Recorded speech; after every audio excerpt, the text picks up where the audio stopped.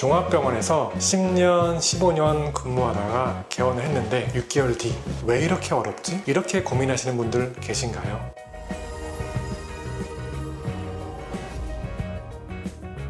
안녕하세요. 개원이와 전문가를 잇는 메디심피아 치과의사 이현택입니다. 종합병원에서 몇 년 동안 근무하시다가 개원가에 나오셔서 상당히 어려워하시는 분들이 계십니다. 그분들이 실력이 없어서일까요? 게을러서일까요? 아무도 그분들에게 개원가와 종합병원의 차이를 알려주지 않았기 때문입니다. 이 영상을 끝까지 보시면 최소 그 세 가지 차이는 아실 수 있으실 겁니다. 첫 번째 차이, 진료만 잘하면 된다는 생각을 하는 착각. 종합병원에는 브랜딩, 마케팅 팀도 있고 1차 의료기관에서 워낙 의뢰하는 환자분들이 많기 때문에 신안 걱정을 크게 할 필요가 없습니다. 새로운 신안이 오더라도 본인한테 진료를 받으려면 최소 몇 주나 몇 달 뒤에 약속이 잡히긴 하죠. 그런데 개원가에서는 진료만 잘한다고 환자가 오지는 않습니다. 환자분들이 먼저 병원을 찾을 때 네이버 검색을 하고 거기서 평점도 보고 인스타그램도 보고 필요하면 유튜브 콘텐츠 같은 걸 보고 신뢰를 먼저 쌓고 내원을 하십니다. 그 다음에는 원장님들이 하셔야 될 거는 환자에게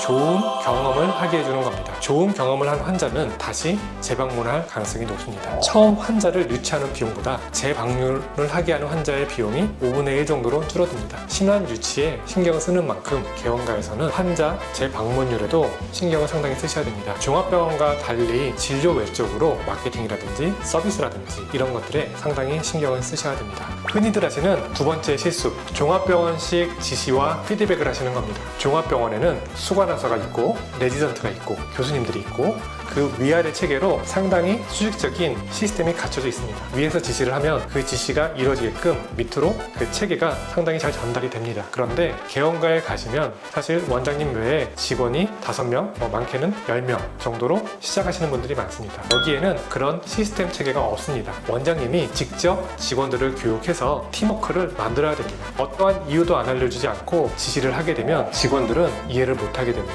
불만도 생길 수가 있습니다. 그 직원들이 좋은 팀워크를 만들게 하기 위해서 원장님들은 직원들한테 어느 정도 권한을 부여하고 직원들이 생각할 수 있게 하는 환경을 만들어주는 게 좋습니다. 원장님이 진료를 할 때 그 직원들이 알아서 판단을 해서 환자 응대를 해야 되고 어떤 결정을 해야 될 때가 있습니다. 모든 직원들이 원장님 결정만 기다린다고 한다면 원장님은 사실 진료를 못 하십니다. 원장님이 진료를 할 때도 병원이 돌아가게끔 하려고 한다면 직원들이 체계적으로 돌아갈 수 있는 그런 시스템 구조를 원장님 병원에 맞게 만드셔야 됩니다. 그리고 종합병원처럼 강압적으로 지시를 하고 피드백을 하시면 직원들이 버티지 못합니다. 종합병원에는 종합병원의 복지 때문에 어쩔 수 없이 거기 계시는 분들이 꽤 많습니다. 레지던트 그리고 간호사들. 그런데 원장님 병원이 종합병원처럼 좋은 복지를 갖추지 못했을 건 아닙니까? 그런데 직원들이 그런 강압적인 지시에 굳이 원장님 병원에서 일할 이유는 없을 것입니다. 흔히들 하는 세 번째 실수, 원장님들이 개원을 한 다음에 숫자를 안 본다는 것입니다. 개원을 하시게 되면 그때부터는 고정비가 나가고 인건비가 나갑니다. 그리고 현금 흐름이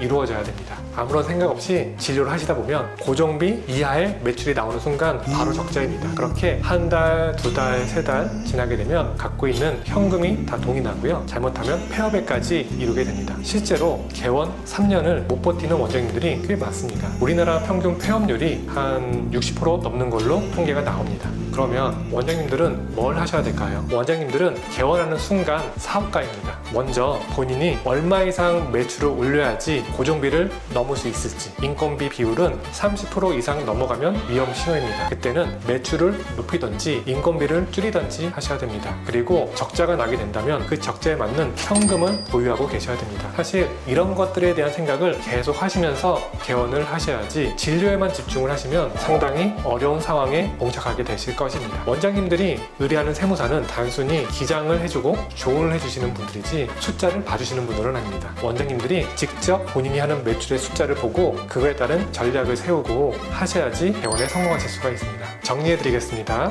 종합병원 출신 원장님들이 흔히들 하는 실수 3가지. 첫 번째, 진료만 잘하면 환자가 온다는 착각. 두 번째, 종합병원식 지시와 피드백을 직원한테 하는 것. 세 번째, 진료만 하시고 치과 매출에 대한 숫자를 무시하시는 것. 이 세 가지입니다.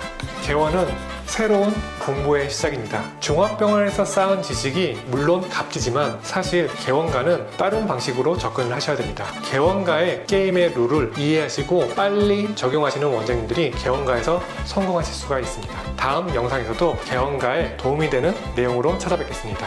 의료 유토피아 메디심피아 이현택입니다.